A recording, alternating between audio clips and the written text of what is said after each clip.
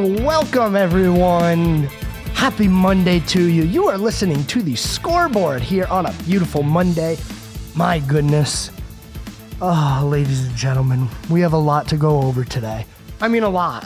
There's so much that happened over the weekend. You had Friday Night Lights with high school football, teams fighting to get into the regional round, the Final Four round, if you will, of the high school football playoffs. You also had Saturday, which included college football games, conference championship games. We know who's in the playoffs as the College Football Committee released their rankings on Sunday, right before the NFL games began on Sunday. So we're going to talk about that. We're going to talk about the games from Friday and Saturday. We had a couple of them on Friday. We'll talk about the rankings, and I'll give you guys a little bit of my opinion on where we stand in college football. I know there's a lot of discussion about who should get the buys and who should be in, and Alabama, what's up with them? So we'll talk about that a little bit later on in the show. We're also going to get into the NFL today. There were a lot of good games from the weekend, including the Carolina Panthers, who were part of a really good game. We had one of the highest scoring games of the year between the Rams and the Bills, as the Rams try to keep their playoff hopes alive, and the Bills try to keep pace with the Chiefs for the number one seed in the AFC. So there is a lot going on. Later on tonight, we do have Monday Night Football. It leaves a sour taste in our mouths, I think, this Monday night. A couple of teams that will not be in the playoffs. Now, they're not mathematically eliminated, but I don't think there's any way that the Bengals or the Cowboys are going to find themselves fighting in the playoffs come January. So we'll talk about the games from the weekend looking forward, and we'll look at the standings as well. You know, there's 4 games left for most of these teams, and we got to know what the playoff picture is looking like. Who's in, who's out, who needs what to happen. The Panthers, they lost again, unfortunately. I believe that officially eliminates them from the playoffs, as they don't have very many tiebreakers against the teams in division. So we'll talk about the Panthers as well. Also, some baseball news for you today. Yeah, baseball is in the news. Oh, my goodness. The highest sports contract of all time has been signed. And I think we've been saying that a lot recently. It's like every year, hey, this was the highest contract in sports history. We are close to $1 billion contracts. This isn't a joke anymore. We are getting very close, and within 10 years, maybe 10 years might be a little short, or I'm sorry, a little long. But in 10 years, we're going to see teams in Major League Baseball, at least, signing players for billions of dollars, like $1.2 billion contracts. That's where we're heading. Remember when Alex Rodriguez signed his contract and people were up in arms about how much money he was going to be making? That's nothing. Absolutely nothing compared to where we are in baseball now. So we'll talk about the massive free agent deal that Juan Soto signed yesterday. This was breaking from last night. It was a late news dump on a Sunday, and we have a new team for Juan Soto.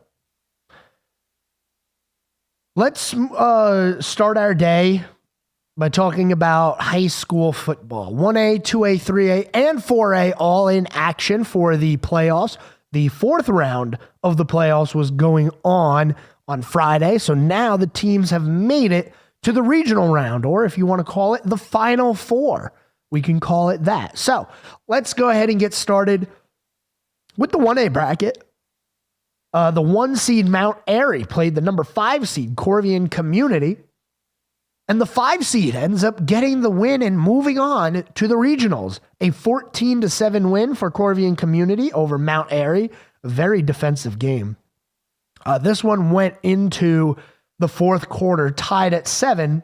Corvian Community, though, was able to score in that 4th quarter to give them the win. It moves them into that regional matchup.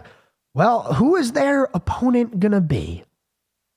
It's going to be the number 2 seed, Mountain Heritage High School. Mountain Heritage beat Murphy High School on Friday by a score of 26-8. That one really not all that close. It was in hand for Mountain Heritage for a majority of that game. Congratulations to Mountain Heritage. You got Mountain Island in a different, I think they actually got eliminated a little bit earlier in the playoffs, did Mountain Island. But it's Mountain Heritage High School, the 2 seed, playing Corvian Community High School, the 5 seed. The winner will go to play for a state championship. By the way, these games are coming up on Friday. I know we just had them, but it doesn't stop. We got to get these games done. Season should be over already. It really should. But because of some things that happened, the season had to get pushed back a little bit. I'm talking about Hurricane Helene, obviously. The opponent out of the east side of the state, number 1, Tarboro High School, number 3, Wilson Prep. Those are the other 2 schools that will be playing in the regionals representing the east side of the state. The winners will play each other in a state championship game, which is going to be coming up Friday, if I didn't mention that. Friday is the state championship game.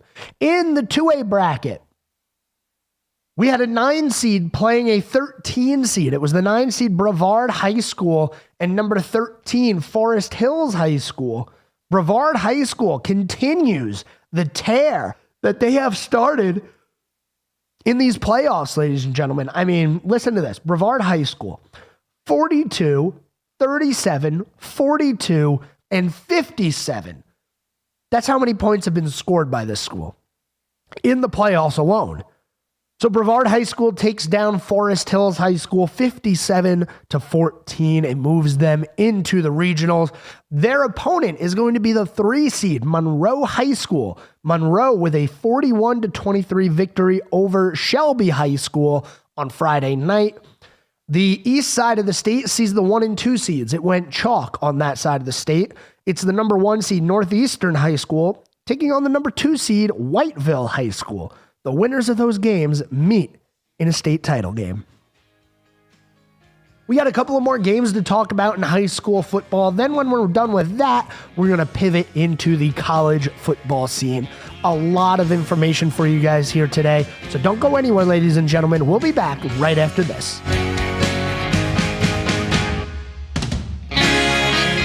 And welcome, ladies and gentlemen. It is segment number 2 here on the Scoreboard on this beautiful Monday. We are in the middle of our high school football discussion. We're going to wrap that up now. We went through the 1A bracket. We went through the 2A bracket as we approached the regionals here in the state playoffs. Now the 3A bracket featuring a team that's in our area, just within our listening area, Hickory High School. Hickory High School is the 3 seed. They are undefeated as they head into these playoffs. Their matchup this week was against number 10 North Lincoln High School, and this was some game. Now, Hickory put up quite a few points early in this game, 42 of them to be exact. Going into the fourth quarter, it was a 42-24 lead for Hickory. Well, North Lincoln ends up putting up they end up putting 22 points on the board in that fourth quarter. And Hickory scored 1 touchdown to continue to hold the lead in that game. So Hickory High School, the 3 seed, once again going into the regionals. As we look at the score tracker here, Hickory High School scored a touchdown relatively early in the fourth quarter. That was what was really able to give them the victory, because that 22-point run that North Lincoln had late in the game.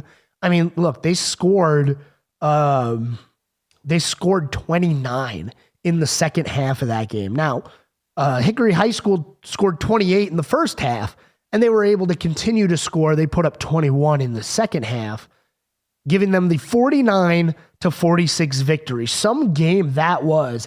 at Hickory High School. Round number 4 of the playoffs. The 3 seed moving on to your regional matchup. Their opponent is going to be the 8 seed in our tournament for the 3A bracket, West Charlotte High School, who beat Dudley High School 39-13. It was not really all that much of a game. Dudley only scoring 13, but the regional matchup here, semifinals is what it is. West Charlotte, the 8 seed, Hickory High School, the 3 seed. Now we got to talk about the east side of the bracket as well. The east side of the state has games going on. It's the 2 seed, 71st High School, playing the 12 seed, Jacksonville High School. And Jacksonville, the 12 seed, coming off a game in which they beat the 1 seed, Havelock High School. So a little bit of a higher seed there, making it into the regionals. Winners, like I say, go play for a state championship. Now on to the 4A bracket. We had a game featuring a school within our area here. Grimsley High School and Huff High School. Huff High School put up a fight. They went into halftime down 21-6.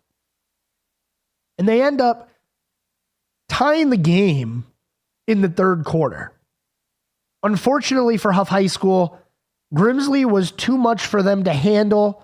Grimsley scores twice in that fourth quarter, giving them the victory. Final score in this one, 35-28.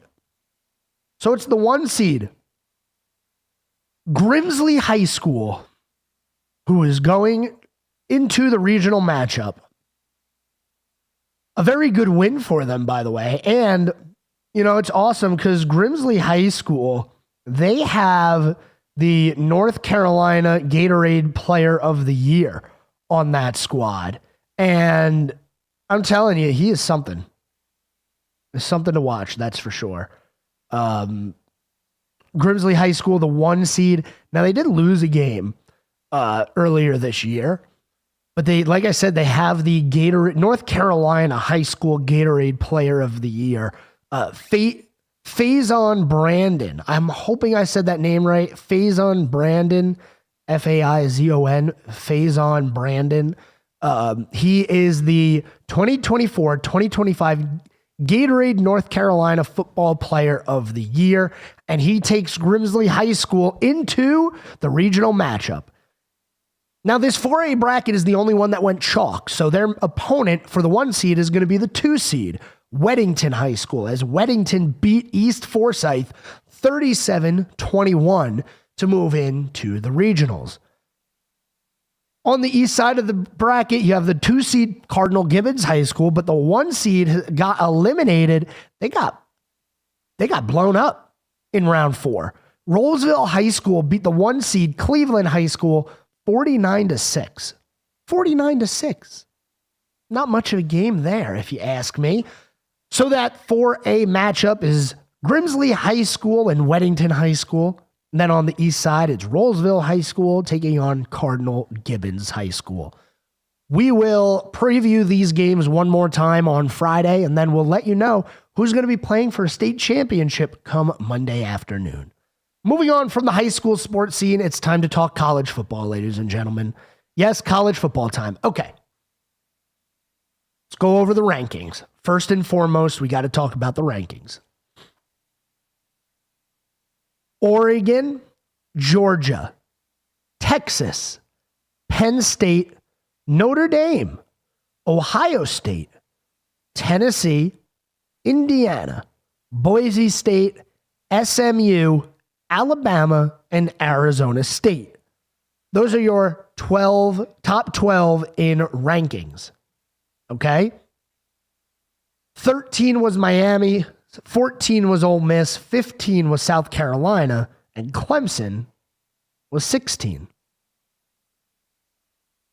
So you have a little bit of a discrepancy there between Miami and Alabama. Miami having 2 losses, Bama having 3 losses, 2 of them embarrassing.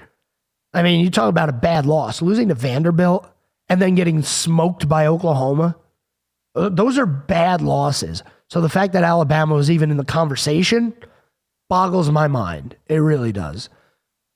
But we had conference championship games. And the most interesting and most important one, in my opinion, SMU, who went in as the 8 seed, playing Clemson, who went in as the 17 seed. And it looked like for a while, 3 quarters through that game, it looked like SMU was playing so bad that they were going to tie the committee's hands together and say, look, we're playing really bad, so you got to put Alabama in over us if we lose the conference championship game. Well, SMU does end up losing to Clemson. So the Clemson goes from the 17th ranked team to the 16th ranked team. And with the win in the conference championship game, it jumps Clemson into the college football playoff. So your conference champions were Oregon winning the Big Ten, Georgia winning the SEC. Those are your 1 and 2 seeds in the rankings as well. Boise State, the 9th ranked program in the country, won the Mountain West Conference, which gives them the 3 seed. Arizona State beat Iowa State. That gives Arizona State the 4 seed. And then Clemson gets the 12th seed. The final team in, they are ranked 12th because they are the lowest on the list. They're actually outside the top 12. Filling in the blanks from there. Number 5, Texas. Number 6, Penn State. Number 7, Notre Dame. 8, Ohio State. 9, Tennessee. 10, Indiana.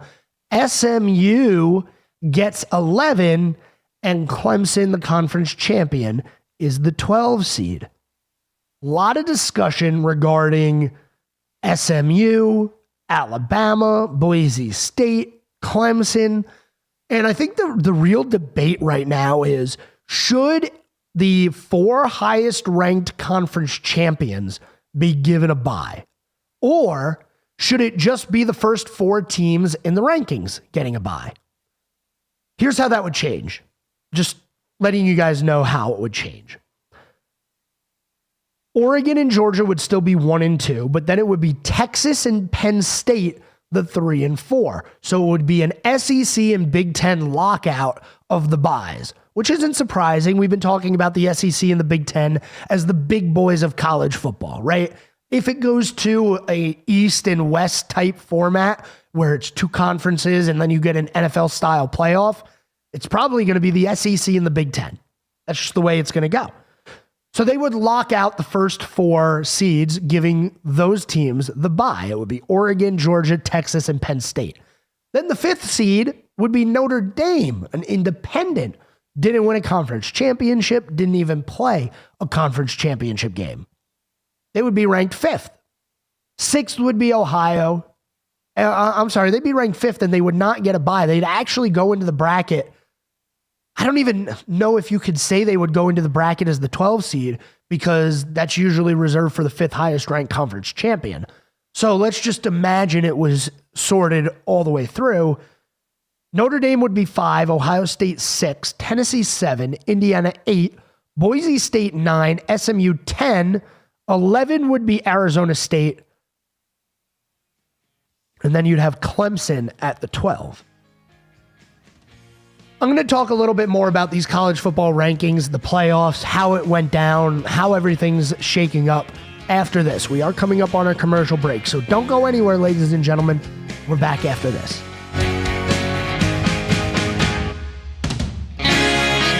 And welcome back, ladies and gentlemen. Happy Monday to you. You're listening to the Scoreboard. I didn't give you guys the disclaimer to start the program. My apologies. But just so we all know, this episode for Monday was recorded at an earlier time, unable to take your phone calls, but all the information is accurate as of at least the recording of this episode. We know how it goes. It happened on Friday.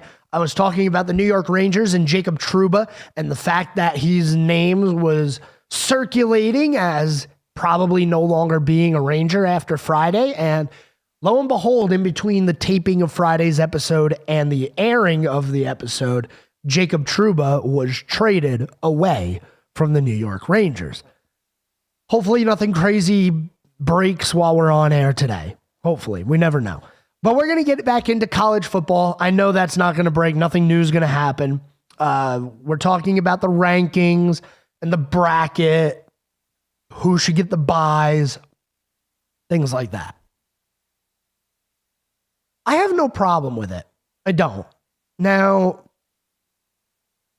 I've heard that a change that is likely to be made, and we talked about this last segment, is that instead of giving the conference champions the buys, you just rank it you just seed based on rankings. So conference champions can still get an automatic bid, but they just don't get the bye, because there's a lot of people that have a problem with Arizona State and Boise State getting the bye.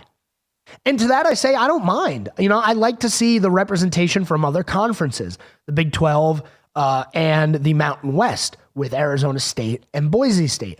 I think it's important. I think we should be allowing these programs and these conferences to get the bye, even if they're ranked 8th, which is what happened with Boise State or Arizona State, who's ranked 12th. And they still get a bye because they are one of the 4 highest ranked conference champions.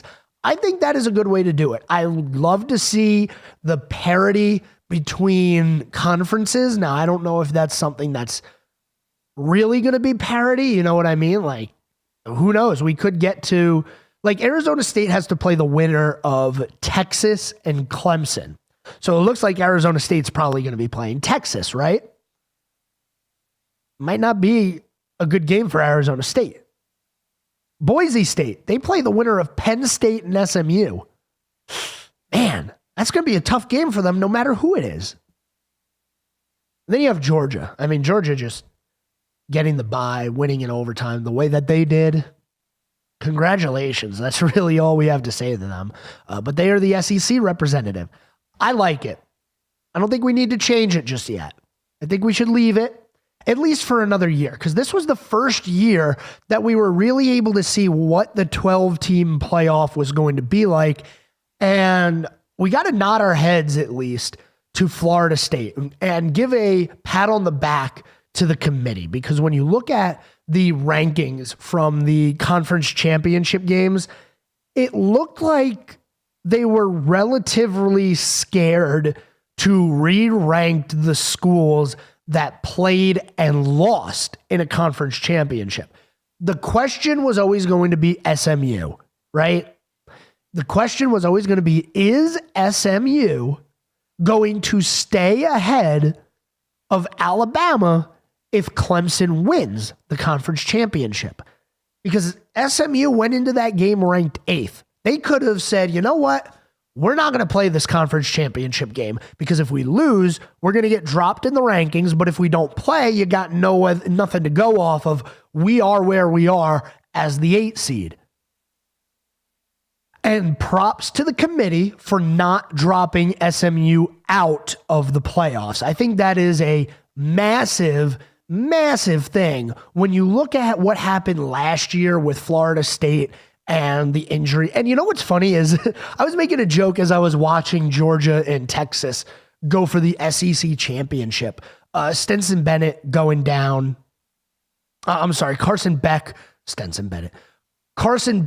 going down for Georgia. I'll tell you what, that was interesting. Georgia was ranked, I believe, 5th going into that game. Had they lost and their quarterback was injured, I was like, hey, based on Florida State last year, Georgia's going to be out of the playoffs if they lose. Now, a little facetious on my part. I really didn't think that they were going to drop Georgia all the way out of the playoffs for losing a conference championship and for losing a quarterback. But you never know. We saw it last year. Florida State went undefeated. They won the ACC.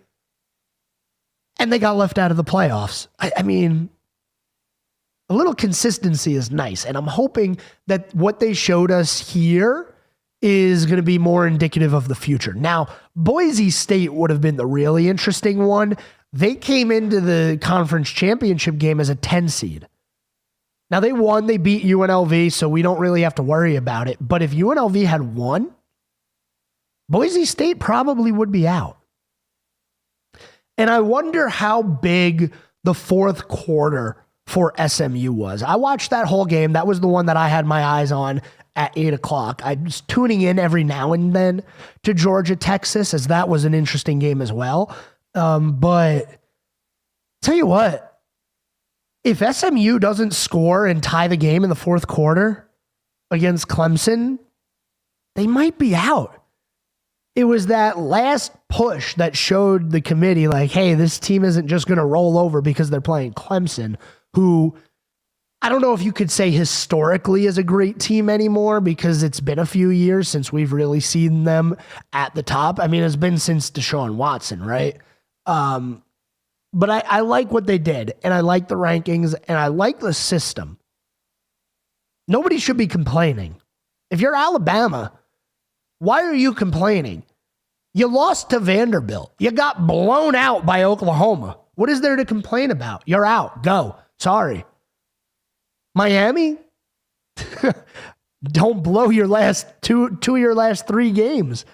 I mean, they lost 2 of the last 3. Those were the 2 losses that Miami had this year. They were going to play for an ACC championship. And then they lose those 2 games, and they're out. You have nothing to complain about. 12 teams make it. How many more do you want to add? Ole Miss, sorry. South Carolina, sorry. But you guys just weren't good enough this year. Nobody should be complaining except for Army. Army might have a little bit of a gripe here. 22nd ranked team, and they are one of a handful that only have 1 loss or less this year. Now, obviously, strength of schedule, all that stuff matters, right? They weren't going to jump Army above Clemson. That wasn't happening. But I'm excited.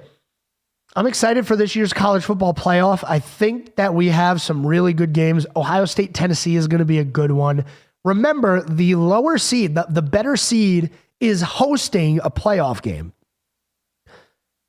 Texas will host Clemson. Ohio State will host Tennessee. Penn State will host SMU. And Notre Dame will host Indiana in the first round of the playoffs. Man, it's going to be fun. We're going to head to our final commercial break of the day here, ladies and gentlemen. When we come back, we're going to get into the NFL and a little bit of breaking news from yesterday. Don't go anywhere. We're back after this.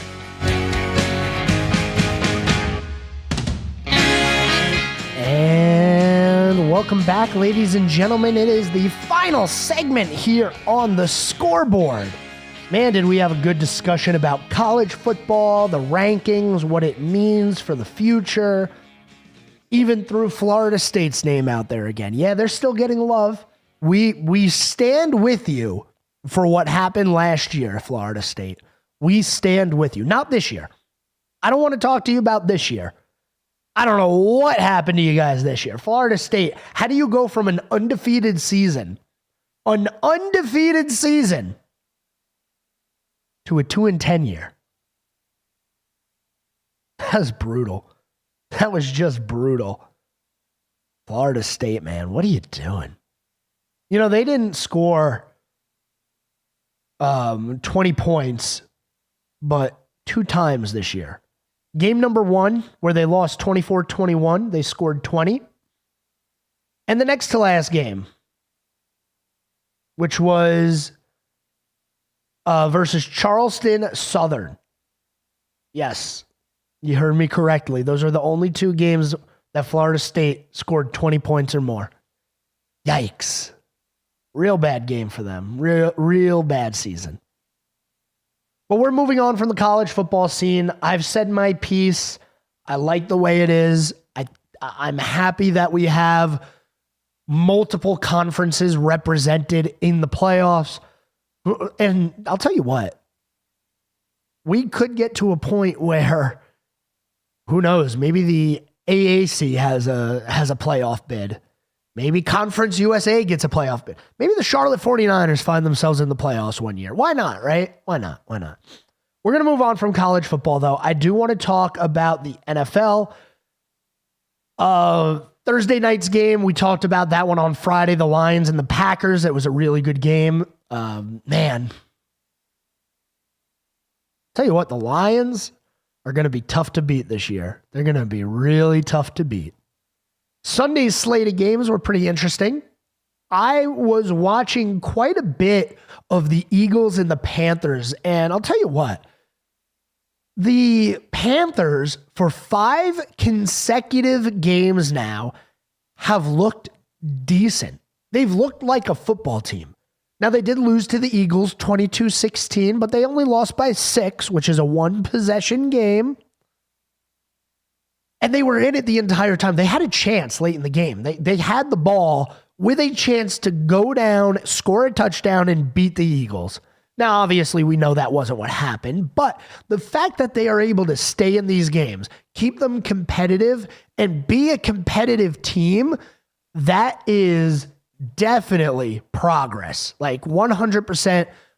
And I'll say this. I think Bryce Young has earned himself another year as the starter. I would give Bryce Young all of next year. Give him the start. Say, you know what, kid? We drafted you number 1 overall. You started to look good a little bit late in the season last year. The reins are yours. Go show us what you can do. And then make a decision after next year. Because who knows? Maybe it's a farce. We're just having a few games here where Bryce Young is showing us what we thought he would be. But then he could regress, or he could, go back into who he was. Now, I hope that doesn't happen. I like Bryce Young. I think he's got some talent. Some of the throws that he made on Sunday had me scratching my head, though. There was that 4th down where he short hopped it to his receiver. I was like, oh, what are we doing here? What was that? What was that? That made me scratch my head a little bit. But hey, Panthers, and shout out Chuba Hubbard. 1,000 yards rushing on the season, and we still have 4 games remaining in the season. Congratulations, Chuba Hubbard. He's had a very good year for a team that hasn't been great. Some of the other games from the NFL, man, if you guys watched the Bills and the Rams play at 4 o'clock, oh, man, why are so many coaches so bad at clock management? I don't understand. And you know what? The Bills were doing great. Now, they fell behind in this game, and shout out Josh Allen, who is definitely going to be the NFL MVP this year. I mean, 3 touchdowns throwing it, 3 touchdowns running it. Nobody in history of football has ever done that. Josh Allen better be your MVP this year. He better. Just like Ashton Genty better be your Heisman this year. I understand. I get it. Travis Hunter, man. He plays both ways. Cool. Ashton Genty had an absolutely insane year in college football. A little off topic there. So the Bills, in the final few minutes of the game, are down 9. They have the ball. And I'm watching the game and I say, okay, they have all 3 timeouts. They're down 9. Get into field goal range as fast as possible. Kick the field goal. Kick it off. And then try to get the stop and get the ball back. Right? Makes sense. Then you'd be down 6. You drive down. You score a touchdown. You kick the extra point and you can win the game. Then we had a pass interference on 4th and 15 that give the Bills a 1st and 10 from like the 15-yard line, right? And I say, okay, now try to score the touchdown. You're right there. Take a few shots at the end zone, but do not call any of your timeouts, because if you call a timeout, you are handcuffed into kicking the onside kick. With all 3 timeouts, you very well could decide to kick it deep, stop them, call 3 timeouts, and get the ball back with no timeouts and a chance to tie the game or chance to win the game. So the Bills get the ball to the 1 yard line. There's like a minute left at this point, and they run a quarterback sneak. And I don't do this often, but I yelled at the TV right after I face palmed. My palm hit my forehead so hard it hurt. I might have a concussion. They ran the quarterback sneak with Josh Allen with a minute left. He doesn't get in, obviously. And the Bills call a timeout. Now, okay, let's rewind. Fine, you want to run the quarterback sneak? I get it. Do it. But you better be ready for what happens if you don't get in. And it better not be calling a timeout, because if you call the timeout, the game is pretty much over, because the success rate of an onside kick is practically zero. I know it's not zero. I know there's a chance, but it is a very small chance. You have a better chance of keeping all of your timeouts, kicking it deep, stopping them on 3 plays, and making the Rams punt the ball. That's what the play was there.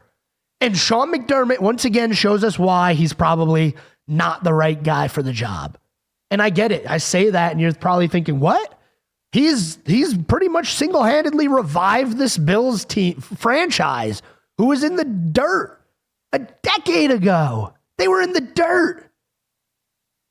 And then Josh Allen comes along, and Sean McDermott comes along, and Sean McDermott does revitalize this team, but he might not be the guy to get them to the promised land. He might not. Not with clock management like that. I understand there's the onside kick, but you were in control. The way the Bills were playing in the second half, they were in the driver's seat. And this game made me so mad because it was a great game. 44-42. Only the second time in the history of the NFL have we had a game end in a 44-42 game. That's only the second time ever. And it was a great game. Tons of offense. Josh Allen proving to the world why he is the most valuable player of the NFL this year. And the coach handcuffed him. Horrible decision. If it's me, first and goal from the 1, 4 passing plays. I am not putting the ball on the ground. And you better not take a sack if you're my quarterback. Because what we need are all 3 of those timeouts so we can get the ball back. You can even try the onside kick. Sure, go for it. Kick the onside kick. If you don't get it, they're right on the edge of field goal range, but you still have all your timeouts. And that was the difference in the game. Now, you could say the Bills shouldn't have been in that position to begin with. They were down, 17 the second half? Yeah, I agree. They shouldn't have been in that spot. But now they are 2 games behind the Chiefs, and that's what matters. They've already won the division. They're going to the playoffs, whatever. But what mattered was keeping pace with the Chiefs. You had them beat in the head-to-head. Chiefs lose 1 more game, and you win out if you win that Rams game, and you're getting the number 1 seed in the AFC. The playoffs, the road to the Super Bowl goes through Buffalo. Now I don't think there's any question that the road to the Super Bowl is going through Kansas City. That game made me so angry. So angry. And clock management, for some reason, NFL head coaches are terrible at clock management. I'm going to try to be a head coach, and I'm just going to campaign on the fact that I understand how to manage the clock in a football game. You see it time and time again. How do teams not hire someone who is dedicated to clock management, who's up in the booth, who's on a headset saying, hey, McDermott, don't call a timeout. Do not call the timeout. Because if you call the timeout, the game's over. And that's what they did. They shot themselves in the foot. I don't feel bad for the Bills. I don't. I have a hard time feeling bad for the Bills ever. Because all they do is shoot themselves in the foot. This day in sports history. Last year, on this day, Shohei Ohtani signed a 10-year, $700 million deal. Yesterday, Juan Soto the prize of free agency this year, signed a 15-year, $765 million contract with the New York Mets. That is the largest contract in sports history. We'll talk more about that tomorrow, ladies and gentlemen. We are out of time for today. Until tomorrow, have a great night, everyone.